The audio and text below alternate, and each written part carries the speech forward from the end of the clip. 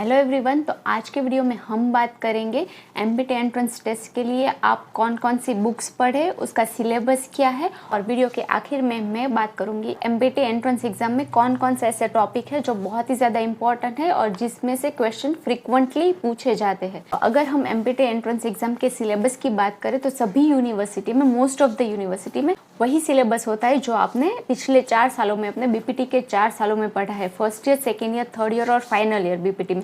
मतलब कि एनाटॉमी हो गया, फिजियोलॉजी हो गया, बायोमैकेनिक्स हो गया, ऑर्थोपेडिक, न्यूरोलॉजी और आपके दूसरे सब्जेक्ट मीन्स जो आपका 4 साल का बीपीटी का सिलेबस है उसी में से क्वेश्चन पूछे जाते हैं एमपीटी एंट्रेंस एग्जाम्स के लिए, राइट।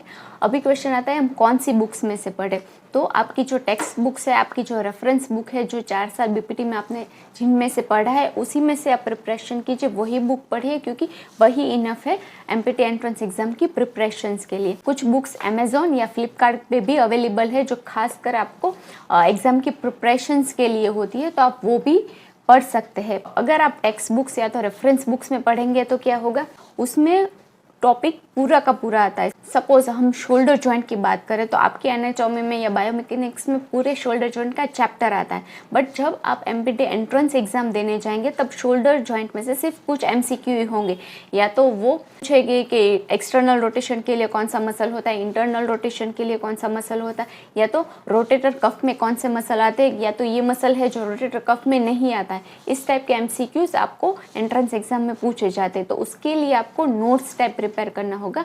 4 साल के जितने भी टॉपिक है उसकी मैंने ऐसे ही छोटे छोटे नोट्स बनाए हैं। उसका नाम है all in one physiotherapy book, और दूसरी है वो मैंने बनाए है एमसीक्यू इन फिजियोथेरापी, जिसमें 1000 सॉल्व्ड एमसीक्यू है। इस दोनों बुक की आपको लिंक डिस्क्रिप्शन बॉक्स में मिल जाएंगे, ठीक है। तो ये बुक बनाने का एक मकसद यही है कि आप जब एमपीटी के एंट्रेंस एग्जाम देने जाते हैं तब उसमें शॉर्ट नोट या तो ऐसा टाइप क्वेश्चन नहीं होते, उसमें एमसीक्यू होते हैं। तो आपकी जो टेक्स्ट बुक या रेफरेंस बुक है उसमें शॉर्ट नोट्स होती है, तो ये आप पढ़ेंगे तो उससे आप एमसीक्यू बेस्ड क्वेश्चन नहीं होंगे, तो आप उसमें से नोट्स प्रिपेयर कीजिए। और ये पीडीएफ फाइल होगी, ये दोनों बुक्स की पीडीएफ फाइल होगी, तो ये बिल्कुल ही सेफ है। आप लिंक में क्लिक करोगे तो आपको ऐड टू कार्ड ऑप्शन मिलेगा, आप वही दबाएंगे। जब भी आप पेमेंट कंप्लीट करेंगे, ज़्यादा जल्दबाजी मत कीजिए, एक रिसिप्ट जनरेट होगी इस तरह से। उसमें नीचे डाउनलोड का ऑप्शन दिखाएगा, उस डाउनलोड ऑप्शन पे आप क्लिक करेंगे तो ये बुक आपके फ़ोन में डाउनलोड हो जाएगी, या तो कंप्यूटर या तो फ़ोन मेमोरी में वो सेव हो जाएगी। आप अपने साथ फ़ोन में ही ये सेव रहेगा, तो आप जब भी बाहर भी जाए तभी आप इसे पढ़ सकते हैं। और दूसरी बुक है वो है एमसीक्यू की बुक। इस एमसीक्यू की बुक में मैंने 7 क्वेश्चन पेपर इसमें दिए हैं। एमसीक्यू है जो ऑलरेडी एमपीटी एंट्रेंस एग्जाम में पिछले साल पूछे गए हैं, या तो किसी भी कॉम्पिटेटिव एग्जाम में ये एमसीक्यू पूछे हैं। तो अगर आप इस बुक को रिफ़र करेंगे तो आपको पता चल जाएगा कौन कौन से टॉपिक आते हैं, किस टॉपिक पे सबसे ज़्यादा एमसीक्यू आते हैं और किस टाइप के एमसीक्यू आपको पढ़ने हैं और प्रिपेयर करने हैं एमपीटी एंट्रेंस एग्जाम के लिए। तो ये दोनों बुक की लिंक है वो डिस्क्रिप्शन बॉक्स में मैं दे दूँ। अगर आपको कोई भी डाउट है इस दोनों बुक को लेकर तो आप हमें मेल कर सकते हैं physioacademy2018@gmail.com पर, और हम आपकी क्वेरी को जल्द से जल्द सॉल्व करने की कोशिश करेंगे, ठीक है। अभी हम बात करेंगे कि एमपीटी एंट्रेंस एग्जाम के लिए आपको कौन कौन से टॉपिक है जो वो पहले प्रिपेयर करने हैं, या तो सबसे ज़्यादा टॉपिक है जो पूछे जाते हैं पिछले एमपीटी एंट्रेंस एग्जाम के बारे में।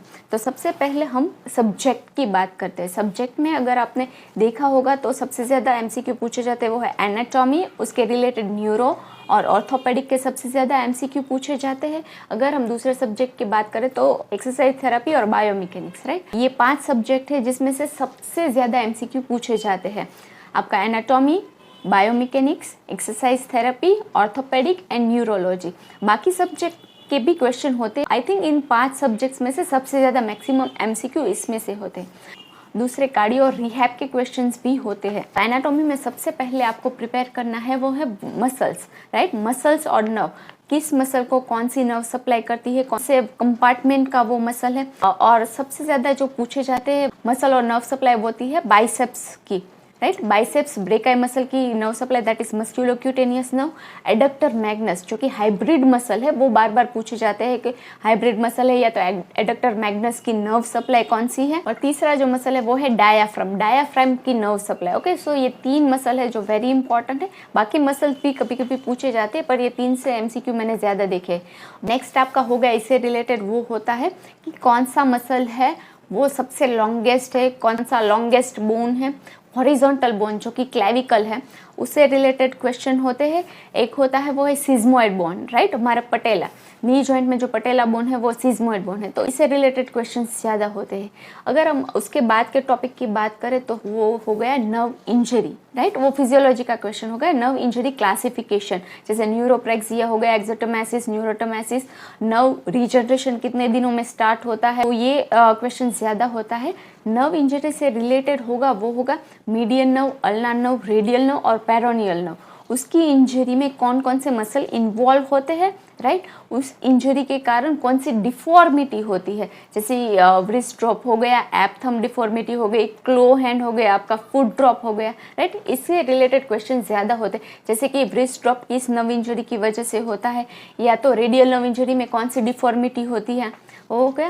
बात आती है उसकी ट्रीटमेंट, मतलब कौन सी स्प्लिंट कौन सी नर्व इंजरी में यूज़ होती है, जैसे कोकअप स्प्लिंट हो गई, एएफओ हो गया, राइट, तो कौन सी नर्व इंजरी में कौन सी स्प्लिंट यूज़ करती है, ये भी बहुत ही इंपॉर्टेंट क्वेश्चन है। नेक्स्ट अगर हम बात करें तो हो गया angles of body, the normal anatomicals जो एंगल्स होते हैं, एंगल्स ऑफ वाइबर्ग हो गया, कॉप्स एंगल हो गया जो स्कोलियोसिस के लिए मेजर होता है, तो इसके रिलेटेड क्वेश्चन आते हैं। कैप्सुलर पैटर्न, डिफरेंट सबसे ज़्यादा जो कैप्सुलर पैटर्न पूछी जाती है वो है शोल्डर जॉइंट के बारे में, तो कैप्सुलर पैटर्न भी आपको सभी जॉइंट्स की करनी है, ज़्यादा शोल्डर जॉइंट के बारे में क्वेश्चन ज़्यादा आते हैं।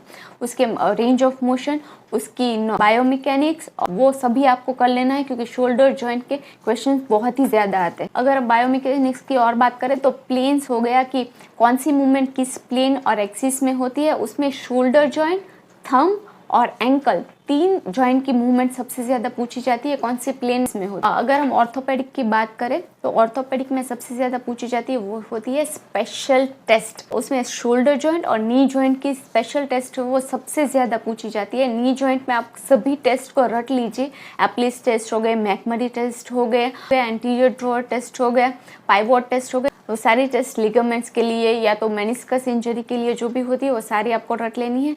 फिर मसल टाइटनेस टेस्ट है, ओबस टेस्ट है, रेक्टस फिमोरिस की टेस्ट, आईटी बैंड के लिए जो स्पेशल टेस्ट आती है वो सारी, उसमें से भी ज़्यादातर क्वेश्चंस आते हैं।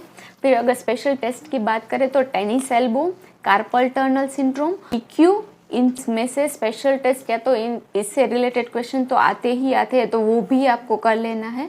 Tennis elbow, carpal tunnel, DQ को नेक्स्ट करना है वो है लीवर, एक्सिस एंड प्लेन्स के बाद आपको करना है लीवर, एक्सिस एंड केन्स हो गया, उसका मेजरमेंट कैसे लेना है, और उसके बाद जब रिहैब की बारी आती है तब 3 पॉइंट गेट, 2 पॉइंट गेट, कैसे कैसे उसको रिहैब के स्टेप्स होते हैं, उसके बारे में क्वेश्चंस काफ़ी ज़्यादा होते हैं। नेक्स्ट हम बात करेंगे डिफॉर्मिटी के बारे में। डिफॉर्मिटी में सबसे ज़्यादा कॉमन है वो है नी जॉइंट, जेनुवारम, जेनुवाल्गम, नॉकनी, बॉलेग, इससे रिलेटेड क्वेश्चन ज़्यादा होते हैं कि वाल्गम को क्या कहते हैं या तो नॉकनी को क्या कहते हैं, राइट, उससे रिलेटेड क्वेश्चंस आते हैं, तो ये आपको करना है। अगर दूसरी फॉर्मेट की बात करें तो वो है स्कोलियोसिस, सीटीईवी और फ्लैट फुट, इसके बारे में क्वेश्चन आते हैं। इसमें कौन कौन सी स्प्लिंट आप यूज़ कर सकते हैं, इसके बारे में क्वेश्चंस आते हैं। नेक्स्ट हो गया वो हो गया complications of fracture, right, myositis ossification, ऐसे टाइप के जो कॉम्प्लिकेशन है उसके रिलेटेड क्वेश्चंस आते हैं। देन आपको नेक्स्ट करना है वो है सारे ऑटो इम्यून डिजीज की एक लिस्ट बनानी है, राइट।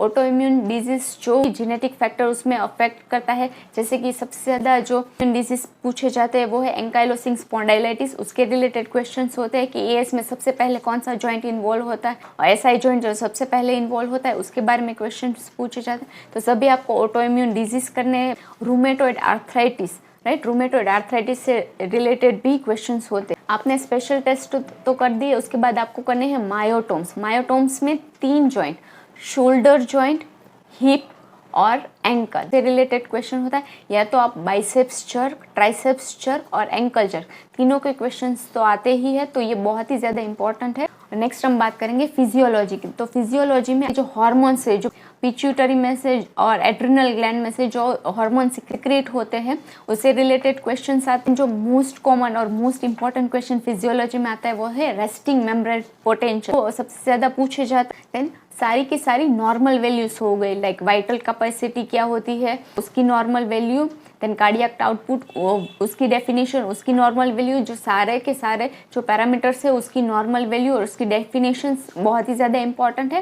देन नॉर्मल पीएच क्या है ब्लड का, और ब्लड ग्रुप रिलेटेड क्वेश्चंस आते हैं। तो फिजियोलॉजी में ये इंपॉर्टेंट। ओके, अब हम बात करते हैं न्यूरो की। तो न्यूरो में सबसे ज़्यादा 4 डिजीज है वो सबसे ज़्यादा पूछे जाते हैं। पहला हो गया स्ट्रोक, सेकेंड हो गया आपका पार्किंसंस, थर्ड हो गया आपका अटैक्सिया, फोर्थ हो गया आपका न्यूरोपैथी। तो इन चारों से रिलेटेड क्वेश्चंस आते हैं। अगर हम स्ट्रोक की बात करें तो आपको स्टार्ट करना होगा ब्लड सप्लाई ऑफ ब्रेन के बारे में, और फंक्शंस ऑफ द ब्रेन, जो एरियाज होते हैं ब्रेन के, जो लोब्स होते हैं उनका क्या क्या फंक्शंस है। तो ये दोनों रिलेटेड है, ब्लड सप्लाई एंड आप एरिया करेंगे तो आपको पता चल जाएगा कि अगर एंटीरियर सेरेब्रल आर्टरी या मिडल सेरेब्रल आर्टरी या तो पोस्टीरियर सेरेब्रल आर्टरी और posterior cerebellar artery, right, lesions होते हैं और उसमें कौन से ब्रेन के एरिया अफेक्टेड है उसके रिलेटेड क्वेश्चंस आते हैं।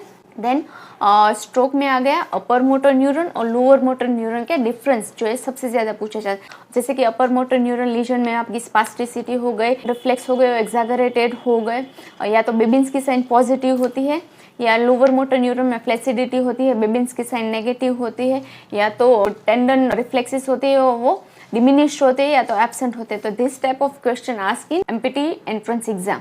अगर हम दूसरी बात करें तो वो टाइप पार्किंसंस डिजीज के बारे में सबसे ज़्यादा क्वेश्चन होते हैं। उसमें क्या होता है, पार्किंसंस किससे रिलेटेड है, मतलब किस में लीजन होता है, that is substantia nigra. Then dopamine से रिलेटेड क्वेश्चन होता है कि वो कहाँ से सिक्रेट होता है, ब्रेन के किस एरिया में से सिक्रेट होता है, अगर डोपामिन की डेफिशिएंसी हो तो कौन सा डिजीज होता है, इस तरह के क्वेश्चंस आते हैं। देन पार्किंसन के फीचर, क्लिनिकल फीचर्स के बारे में क्वेश्चन होते हैं कि ट्रेमर, कौन से टाइप के ट्रेमर आते हैं पार्किंसंस डिजीज में, उसमें पेशेंट्स की गेट क्या होता है, पेशेंट की हैंडराइटिंग कैसी होती है पार्किंसंस पेशेंट की, और फेशियल एक्सप्रेशन, उसका फेस कैसा होता है। तो इस टाइप के पार्किंसंस से रिलेटेड क्वेश्चंस आते हैं। The next disease is ataxia. Ataxia में कौन सा ब्रेन का पार्ट इन्वॉल्व होता है, दैट इज सेरिबेलम। सेरिबेलम में अगर लीजन हो, अफेक्शन हो तो अटैक्सिया होता है, और उसकी वजह से पेशेंट के कोऑर्डिनेशन में अफेक्शन होता है। तो इस टाइप के क्वेश्चन पूछे जाते हैं। इन कोऑर्डिनेशन को आप टेस्ट करने के लिए कौन सी इक्विलिब्रियम, कौन सी नॉन इक्विलिब्रियम टेस्ट है उसके related, finger to nose test हो गया, उससे रिलेटेड क्वेश्चंस आते हैं। बाद आती है रोम्बक साइन, राइट। रोम्बक साइन को मेजर कैसे करते हैं, आई ओपन, आई क्लोज। अगर रोम्बक टेस्ट पॉजिटिव है तो कौन सा डिजीज पेशेंट को है, राइट, उससे रिलेटेड क्वेश्चंस आते हैं। अगर कार्डियो और मेडिसिन की बात करें तो उसमें ACBT, postural drainage, myocardial infarction और आई थिंक पोलियो वायरस। अगर इलेक्ट्रो की बात करें तो उसमें आ गई फ्रीक्वेंसी, टेंस की frequency, high frequency, low frequency, medium frequency, कौन कौन सी होती है, ऐसे रिलेटेड क्वेश्चन आते हैं। कॉन्ट्राइंडिकेशन खास करके पूछे जाते हैं। लेज़र की कैरेक्टरिस्टिक होती है उसके बारे में क्वेश्चंस होते हैं। फिर ईएस में हो गया आपका फेरेडिक और गैल्वेनिक करंट से रिलेटेड क्वेश्चंस आते हैं।